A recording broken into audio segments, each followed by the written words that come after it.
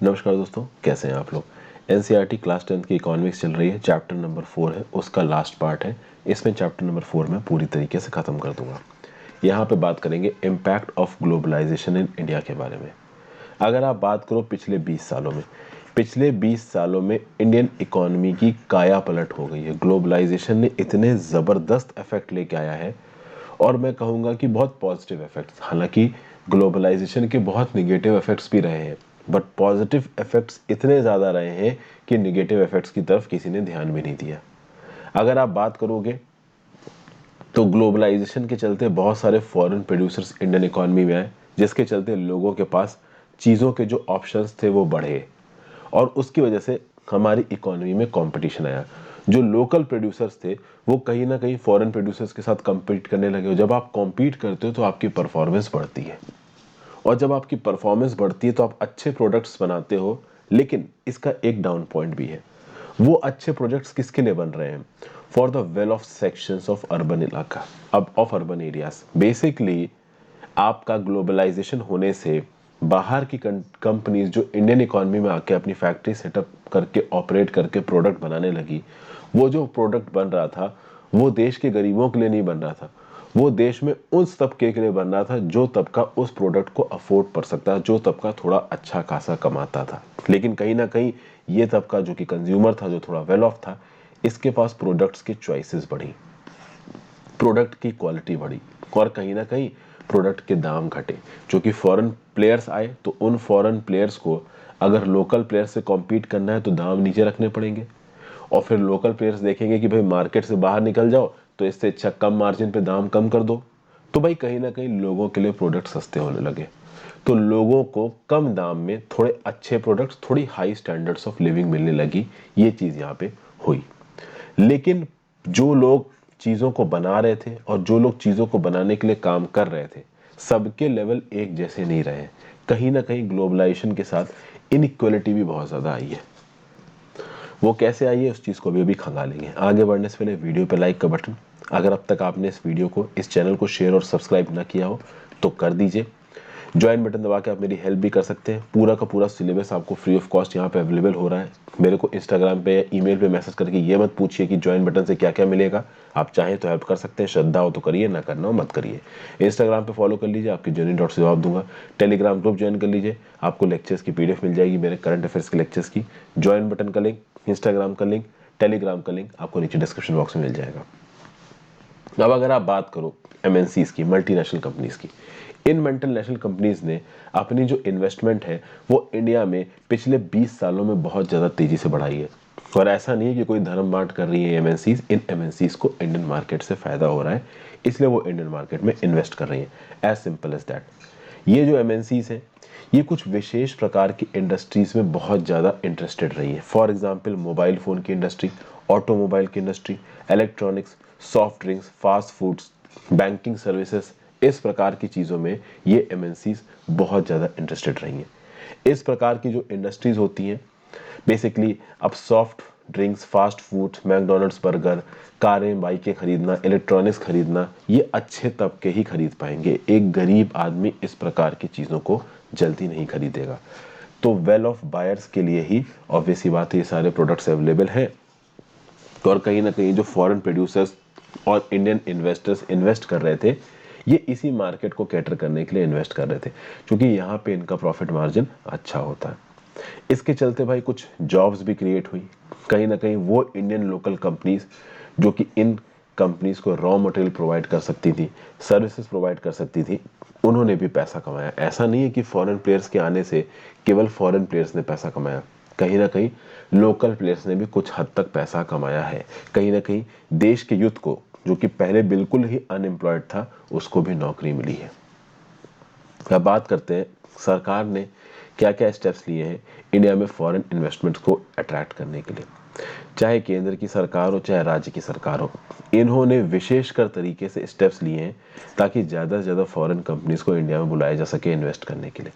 तो industrial zone setup किए गए जिनको स्पेशल इकोनॉमिक जोन्स भी कहा जाता है। इन स्पेशल इकोनॉमिक जोन्स को वर्ल्ड क्लास की फैसिलिटी दी गई है। तो बिजली की, पानी की, अच्छी सड़कें, transport, storage, recreational, educational facilities बनाई गई इन एसईजेड्स में। कंपनीज जो एसईजेड में अपने इंटरप्राइजेस को स्टैब्लिश करेंगी, उनको पहले 5 साल के लिए टैक्स नहीं दिया जाएगा। ऐसी ऐसी जेड में बहुत सारी लुक्रेटिव पॉलिसीज को अनाउंस किया गया ताकि ज़्यादा कॉरपोरेट्स आके भारत में इन्वेस्टमेंट करें। कहीं ना कहीं गवर्नमेंट ने लेबर लॉस में भी फ्लेक्सिबिलिटी प्रोवाइड की।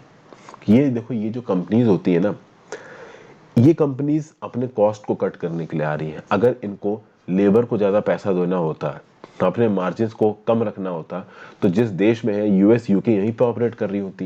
ये चाइना इंडिया जैसी कंट्रीज में आती ही क्यों? ये आई यहाँ पे इसलिए क्योंकि इनको अपने प्रॉफिट मार्जिन को बढ़ाना है।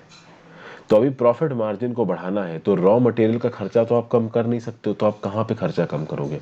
आप वर्कर्स को एक्सप्लॉइट करोगे, आप जो काम करने वाले लोग हैं उनको कम पैसा दोगे। तो आप चाहोगे कि वर्कर्स को आपको रेगुलर बेसिस पर हायर ना करके फ्लेक्सिबली हायर कर पाओ, कुछ कम पीरियड्स के लिए हायर कर पाओ, ताकि उनको अपनी मन के हिसाब से आप कभी भी उनकी हायरिंग फायरिंग कर सको और उनको कम पैसा देके ज़्यादा समय के लिए काम करवा के अपना मतलब निकाल लो। मतलब कुल मिला के यहाँ पे वर्कर्स के एक्सप्लॉयटेशन की एक इनडायरेक्ट परमिशन चाहते हैं ये कॉर्पोरेट्स, और कहीं ना कहीं सरकार की तरफ से इनको ये इनडायरेक्ट परमिशन मिलती भी है। लेकिन कहीं ना कहीं अगर आप देखो तो ग्लोबलाइजेशन के कुछ फायदे भी हैं। जब बाहर की कंपनीज आके इंडिया में काम करती हैं, तो उनके काम करने के तरीके से जो इंडिया की कंपनी है वो भी सीखती है और वो भी आगे बढ़ती हैं। फॉर एग्जांपल, इंडिया की ऐसी बहुत सी कंपनीज हैं जो कि इस बढ़ते हुए कंपटीशन का फायदा उठा के वो भी आगे बढ़ी हैं। उन्होंने भी नए टेक्नोलॉजी में इन्वेस्ट किया, अपने प्रोडक्शन मेथड्स को इन्वॉल्व किया, प्रोडक्शन स्टैंडर्ड्स को बढ़ाया, सक्सेसफुल कोलैबोरेशंस किए। इसमें कुछ नाम है टाटा मोटर्स, जिसने ऑटोमोबाइल के फील्ड में धूम मचाई, इन्फोसिस ने इंफॉर्मेशन टेक्नोलॉजी में, रैनबैक्सी ने मेडिसिन में, एशियन पेंट्स ने पेंट के फील्ड में, सुंदरम फास्टनर्स ने नट्स एंड बोल्ट्स के फील्ड में। तो ये कंपनीज आज की डेट में दुनिया भर में अपने ऑपरेशंस को बहुत तेजी से बढ़ा रही है। तो ऐसा नहीं है कि इंडिया की कंपनी बिल्कुल बाहर ही रह गई, ये भी तेजी से आगे बढ़ रही है। हालांकि इंडिया में जो छोटे कंपनीज थी, जो छोटे एंटरप्राइजेस थे, वो बिल्कुल नीचे चले गए। वो कैसे नीचे चले गए उसके बारे में भी आगे बताऊंगा। तो कहीं ना कहीं ग्लोबलाइजेशन ने अपॉर्चुनिटीज भी प्रोवाइड की और कहीं ना कहीं कुछ लोगों को बिल्कुल बर्बाद भी कर दिया है। दोनों केसेस यहाँ पे देखेंगे। कुछ अपॉर्चुनिटीज जो ग्लोबलाइजेशन हमारी कंपनीज के लिए लेके आया, जैसे सर्विस सेक्टर में, इंफॉर्मेशन टेक्नोलॉजी के फील्ड में। तो भाई, लंदन की एक मैगजीन को अपनी मैगजीन प्रिंट करवानी है, तो उसने कहाँ पे ऑर्डर दे दिया? इंडिया की एक प्रिंटिंग एजेंसी को ऑर्डर दे दिया। इंडिया में बहुत सारे कॉल सेंटर्स बाहर के देशों की कंपनीज के सर्विसेज को देखते हैं। Data entry, accounting, administrative task, engineering, ऐसे बहुत सारे टास्क जो कि ऑनलाइन हो सकते हैं, इंफॉर्मेशन टेक्नोलॉजी और इंटरनेट की मदद से हो सकते हैं, वो हो रहे हैं। लेकिन कुछ स्मॉल प्रोड्यूसर्स इस ग्लोबलाइजेशन के प्रोसेस में बर्बाद हो गए। एक ऐसा स्मॉल प्रोड्यूसर था रवि। 1990s की बात है। रवि काफ़ी टैलेंटेड आदमी था। उसने सोचा कि भाई बिजनेस करते हैं, धंधा करते हैं और कुछ कमाएंगे। इंडस्ट्रियलिस्ट बनने का इसका सपना था। इसने एक बैंक से लोन उठाया और अपनी खुद की कंपनी बनाई जो कि कैपेसिटर बनाती थी। 1992 में इसकी कंपनी बनी। होजूर नाम की जगह है, एक इंडस्ट्रियल टाउन है तमिलनाडु का। तमिलनाडु और बेंगलोर के बीच की जो सबसे मेन इंडस्ट्रियल बेल्ट है, वहाँ पे एक हाईली इंडस्ट्रियलाइज्ड टाउन है होजूर। अभी रवि ने अपनी कैपेसिटर की एक इंडस्ट्री स्टैब्लिश करी। कैपेसिटर सारे इलेक्ट्रॉनिक होम अप्लायंसेस में यूज होते हैं, चाहे ट्यूबलाइट हो, चाहे टेलीविजन हो, चाहे रेफ्रिजरेटर हो, हर जगह पे यूज होते हैं। धीरे धीरे रवि का धंधा चलने लगा, उसकी इंडस्ट्री अच्छी चलने लगी, उसको प्रॉफिट होने लगा। तो वो अपने कैपेसिटर के प्रोडक्शन को भी बढ़ा पाया और 20 वर्कर्स को रवि ने अपने अंदर हायर कर रखा है। लेकिन धीरे धीरे रवि स्ट्रगल करने लगा अपनी कंपनी को चलाने में। 2001 में WTO के साथ एक एग्रीमेंट के चलते कैपेसिटर को बाहर से इंडिया के अंदर इंपोर्ट करने की परमिशन मिल गई। तो पहले रवि जैसे प्रोड्यूसर्स जो कि कैपेसिटर बनाते थे और देश के बाहर से आए गए कैपेसिटर्स का कंपटीशन का खतरा इनको नहीं था, अब ये खतरा इनके ऊपर आ गया। क्योंकि जब ये एमएनसीज इंडिया में एंट्री मार रही हैं और वर्ल्ड ट्रेड ऑर्गेनाइजेशन से डायरेक्टली और इनडायरेक्टली हमारे देश की सरकारों के ऊपर प्रेशर डलवा रही हैं, तो कहीं ना कहीं ये एमएनसीज जिस भी छोटी छोटी टेलीविजन या फिर आप कह सकते हो इलेक्ट्रॉनिक इंडस्ट्रीज के साथ डील करेंगी, ज़्यादा से ज़्यादा सप्लाई चेन को ये लोग डोमिनेट करने की कोशिश करेंगी। और कैपेसिटर तो एक बहुत इंपॉर्टेंट की आप कह सकते हो कि इक्विपमेंट है इलेक्ट्रॉनिक मशीनरी में। तो वो कैपेसिटर जो कि पहले रवि बनाता था, वो कैपेसिटर अब बहुत सस्ते दामों में बाहर से इंडिया के अंदर इंपोर्ट होने लगा। और कैपेसिटर जो रवि बनाता था उसके दाम अनकॉम्पिटिटिव हो गए, मतलब रवि जिस दाम पे कैपेसिटर मार्केट में बेच रहा था उससे आधे दाम में कैपेसिटर बाहर के मार्केट से इंडिया के अंदर आने लगा। क्या रवि इस कंडीशन में कॉम्पीट कर सकता था? नहीं कॉम्पीट कर सकता था। कि रवि अब आधे से कम कैपेसिटर बना रहा है और उसके अंदर काम करने वाले वर्कर भी अब केवल 7 ही बचे। रवि के साथ कुछ और लोगों ने धंधा शुरू किया था चेन्नई और हैदराबाद में, वो अपने उस धंधे को बंद भी कर चुके हैं। कुल मिला के ये धंधा बहुत सारे लोगों का यहाँ पे फ्लॉप होता नजर आ गया। और ऐसा केवल कैपेसिटर के केस में नहीं हुआ है, batteries, capacitors, plastics, toys, tyres, dairy product, vegetable oil, ये ऐसे बहुत से फील्ड हैं जहाँ पे हमारे देश के कुछ एंटरप्राइजिंग इंडिविजुअल्स ने अपनी इंडस्ट्री तो सेटअप की, बट इतना खतरनाक इंटरनेशनल कंपटीशन आया कि ये लोग सर्वाइव ही नहीं कर पाए। और इसके चलते इनका धंधा तो बंद हुआ ही हुआ, इनके अंदर जो काम करने वाले वर्कर्स थे वो भी जॉबलेस हो गए। आपको बता दो, हमारे देश में एग्रीकल्चर के बाद जो सबसे ज़्यादा एम्प्लॉयमेंट देने वाला सेक्टर है वो कौन सा है? वो है स्मॉल इंडस्ट्रीज। स्मॉल इंडस्ट्रीज हमारे देश में 20 मिलियन, 2 करोड़ से ज़्यादा लोगों को एम्प्लॉयमेंट देता है। और अगर आपने इन स्मॉल इंडस्ट्रीज को प्रोटेक्ट नहीं किया तो यहाँ पे काम करने वाले सारे लोग जॉबलेस हो जाएंगे। जो कि रवि वाले केस में आप देखोगे कि रवि की फैक्ट्री बंद हुई, पहले 20 लोग काम कर रहे, तब 7 पे आ गए तो 13 लोग जॉबलेस हो गए। कल की डेट में रवि फैक्ट्री बंद करेगा, जो 7 लोग काम हो रहे हैं उनकी नौकरियां भी चली जाएंगी। अब देखते हैं कि भाई इस ग्लोबलाइजेशन के चलते कंपटीशन कैसे आया, अनसर्टेन एम्प्लॉयमेंट कैसे आया। ग्लोबलाइजेशन में प्रेशर ऑफ कंपटीशन बहुत ज़्यादा हो गया है, मतलब कि भाई फॉरेन कंपनीज जब हमारे डोमेस्टिक मार्केट्स में इंटरफेयर करती हैं तो उनका एक सोल मोटिव होता है प्रॉफिट कमाना। अभी यहाँ पे जो प्रॉफिट कमा पाएगा, जो चीज़ों को सस्ते में बेच पाएगा, वही एग्जिस्ट करेगा। और जब बात एग्जिस्टेंस पे आती है तो इंटेंस कंपटीशन की बात आ जाती है। फिर इंटेंस कंपटीशन में आप सिर्फ अपने प्रॉफिट के लिए सोचते हो, किसी भी और के लिए नहीं सोचते हो। और ये चीज़ सबसे ज़बरदस्त तरीके से नज़र आ जाती है हमारे देश की गारमेंट एक्सपोर्ट इंडस्ट्री में।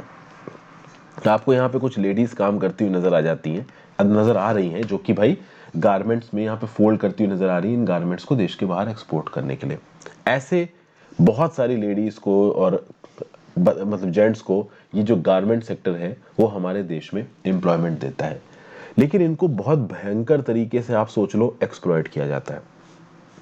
अगर आप बात करो जो बड़ी बड़ी एमएनसीज हैं जो गारमेंट इंडस्ट्री में काम करती हैं यूरोप और अमेरिका में, वो इंडियन एक्सपोर्टर से अपने प्रोडक्ट्स को ऑर्डर करती हैं। पिछली वीडियोस में जो मैंने आपको एग्जांपल दिए थे ना, ओल्ड नेवी, गैप, जारा जैसी कंपनीज, आप मान सकते हो कि जो बड़ी बड़ी एमएनसीज हैं ये यही एमएनसीज हैं जिनके दुनिया भर में नेटवर्क्स हैं। इनको चीप गुड्स चाहिए तो किसी भी हाल में अपने प्रॉफिट को मैक्सिमाइज करने के लिए इंडिया से सस्ते दामों में गारमेंट खरीदना चाहेंगी। और फिर इंडिया के जो गारमेंट एक्सपोर्टर्स हैं वो अपने कॉस्ट को कट करने की कोशिश करेंगे ताकि ओल्ड नेवी और जारा जैसे ऑर्डर्स इनको मिल जाए, क्योंकि ऑर्डर्स बल्क में आते हैं। तो अगर इंडियन एक्सपोर्टर को एक शर्ट का 1 रुपया या 2 रुपया भी मिल रहा होगा और इंडियन एक्सपोर्टर साल भर में 4-5 लाख शर्ट एक्सपोर्ट कर पाए तो इंडियन एक्सपोर्टर सोचेंगे कि यार कर दो। अब इंडियन एक्सपोर्ट्स फैब्रिक का, रॉ मटेरियल का पैसा तो कम नहीं कर सकते, तो इंडियन एक्सपोर्टर्स कहाँ से पैसा कम करेंगे? वो लेबर कॉस्ट को कम करने की कोशिश करेंगे। और लेबर कॉस्ट को कम करने के लिए वो क्या करेंगे कि पहले वो जिस लेबर को पूरे साल के लिए हायर करते थे परमानेंट बेसिस पे, अब उसको टेम्परेरी बेसिस पे साल के कुछ हिस्सों के लिए हायर करेंगे। उससे रात रात भर नाइट शिफ्ट्स में काम कराएंगे। 8 घंटे की ड्यूटी को 12-13 घंटे में बदल दिया जाएगा। पीक सीजन में उससे रगड़ के काम किया जाएगा और उसको एक्स्ट्रा वेजेस भी नहीं दी जाएंगी। इस प्रकार का एक्सप्लॉयटेशन गारमेंट इंडस्ट्री में आज की डेट में बहुत आम बात हो चुकी है। क्योंकि कहीं ना कहीं बड़ी बड़ी एमएनसीज को खुश करना हमारे गारमेंट एक्सपोर्टर्स की प्रायोरिटी पे है, और खुश करने के लिए अपने मार्जिन को कम करना पड़ेगा। अपने मार्जिन को बचाने के लिए हमारे देश में खुलेआम गारमेंट वर्कर्स का एक्सप्लॉयटेशन होता है। एक एग्जाम्पल दिया हुआ है, सुशीला नाम की 35 साल की लेडी है जो कि गारमेंट एक्सपोर्ट की एक इंडस्ट्री में दिल्ली में काम करती है। पहले जिस कंपनी में काम करती थी वहाँ पे एक परमानेंट वर्कर थी, इसको health insurance, provident fund, over time का डबल रेट सब मिलता था। लेकिन पहले जिस फैक्ट्री में सुशीला काम करती थी वो फैक्ट्रीज 1990s में बंद हो गई। 6 महीने तक सुशीला जॉबलेस रही। उसके बाद फाइनली उसको एक जॉब मिली 30 किलोमीटर दूर, जहाँ से वो रहती, वहाँ से 30 किलोमीटर रोज आना जाना करती है। वो फैक्ट्री में वो काम करती है, वहाँ पे वो एक परमानेंट वर्कर ना होके एक टेम्पररी वर्कर है, और पहले जितना कमाती थी उसके आधे से भी कम अब वो कमाती है। तो सुशीला रोज सुबह अपना घर छोड़ देती है, ठीक है भाई, मॉर्निंग में 7:30 बजे वो अपने घर से निकल जाती है और रात में 10 बजे वो लौट के आती है। जिस दिन उसने छुट्टी मारी उस दिन की उसको कोई भी तनख्वाह नहीं मिलेगी।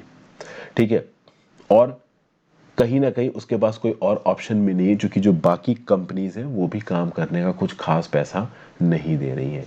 तो गारमेंट इंडस्ट्री में जो कंडीशन ऑफ वर्क और हार्डशिप ऑफ वर्कर्स है, और गारमेंट इंडस्ट्री की बात करिए, ज़्यादातर जो इंडस्ट्रियल यूनिट्स हैं और सर्विसेज यूनिट्स हैं इंडिया में, उसमें इस प्रकार का शोषण वर्कर्स का बहुत आम है।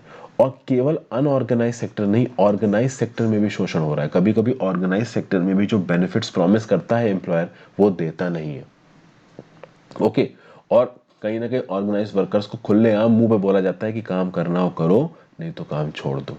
और सरकारें इन कंपनीज को कुछ नहीं बोलती हैं, क्योंकि सरकारें तो इन कंपनीज को पटाने में रहती हैं कि भैया ज़्यादा से ज़्यादा कॉर्पोरेट्स आके हमारे यहाँ पे कंपनी खोल दें।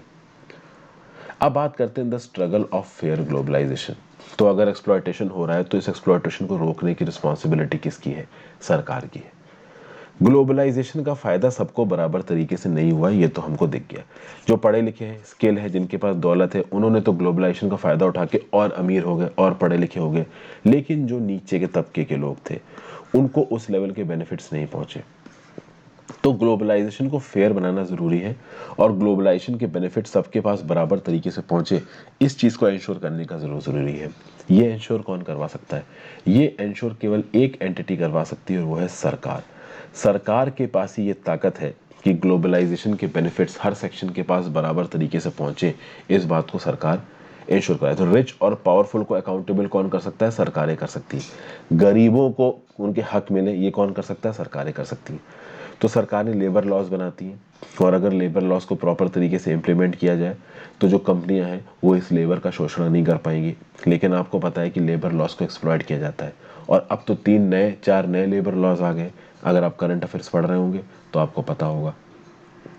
तो कुल मिला के भाई, फेयर रूल्स को प्रॉपर तरीके से इम्प्लीमेंट करना, और कहीं ना कहीं सरकार ये बहुत तरीके से कर सकती है। सरकार इंटरनेशनल लेबर ऑर्गेनाइजेशन के साथ कोऑर्डिनेट कर सकती है, सरकार वर्ल्ड ट्रेड ऑर्गेनाइजेशन के साथ कोऑर्डिनेट कर सकती है, सरकार जो भी प्राइवेट कॉर्पोरेशंस इंडिया में अपने बिजनेसेस को सेटअप कर रहे हैं उनको कुछ और कंसेशंस दे सकती है, और उनसे बोल सकती है कि आप लेबर के लिए कुछ बेहतर करिए। तो सरकार बहुत प्रकार से मदद कर सकती है, लेकिन सरकारें एक्चुअली मदद करती नहीं है दोस्तों। ठीक है, सरकारें कहीं ना कहीं अपनी आंखें बंद कर लेती हैं। सरकारों का एक सिंगल पॉइंट एजेंडा रह गया है कि भाई सारा का सारा धंधा तो चाइना में जा रहा है, वियतनाम में जा रहा है, तो इंडिया में सरकारें बस कोशिश कर रही हैं कि कैसे ना कैसे करके बिजनेस इंडिया में आ जाए। और जब आपकी प्रायोरिटी यही है कि बिजनेस इंडिया में आ जाए, तो लेबर राइट्स तो बैक बर्नर में चले जाते हैं। लेबर राइट्स आपके लिए कोई इंपॉर्टेंस फिर रखने ही नहीं है। पिछले कुछ सालों में कुछ कैंपेन्स और रिप्रेजेंटेशन शुरू हुए हैं अलग अलग पीपल ऑर्गेनाइजेशंस के द्वारा, जिसके चलते WTO में ट्रेड इन्वेस्टमेंट को लेके और कहीं ना कहीं लेबर राइट्स को लेके काफ़ी सारी बातें करी जा रही हैं। ऑन ग्राउंड किसी एक देश में लेबर राइट्स को प्रॉपर तरीके से इम्प्लीमेंट किया जा रहा है या नहीं जा रहा है, ये उस पर्टिकुलर देश की सरकार पे डिपेंडेंट होगा। हांगकांग 2005 में वर्ल्ड ट्रेड ऑर्गेनाइजेशन की पॉलिसीज के अगेंस्ट ये प्रोटेस्ट होता नजर आ रहा है।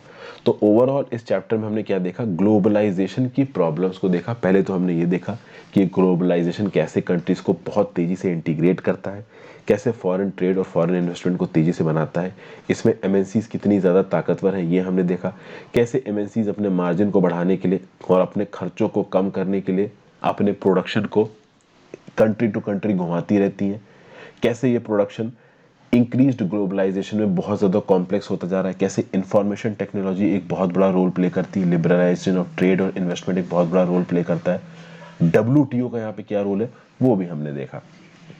और साथ साथ ये भी देखा कि इस ग्लोबलाइजेशन ने वेल ऑफ कंज्यूमर्स को बहुत मदद की है, उनके पास और स्किल, एजुकेशन और वेल्थ आई है, और जो छोटे वर्कर्स हैं, प्रोड्यूसर्स हैं, उनको कहीं ना कहीं नुकसान हुआ है। तो ये सरकार की रिस्पॉन्सिबिलिटी बनती है कि ग्लोबलाइजेशन का जो फेयर अपॉर्चुनिटी है, जो इक्विटेबल बेनिफिट्स हैं, वो सारे सेक्शंस को मिले। तो ये था इस चैप्टर का सार। जल्दी चैप्टर नंबर 5 खत्म करके क्लास 10th की NCERT इकोनॉमिक्स खत्म हो जाएगी, फिर हम लोग क्लास 11th में मूव ऑन करेंगे। Thank you for watching friends, have a great day, good bye.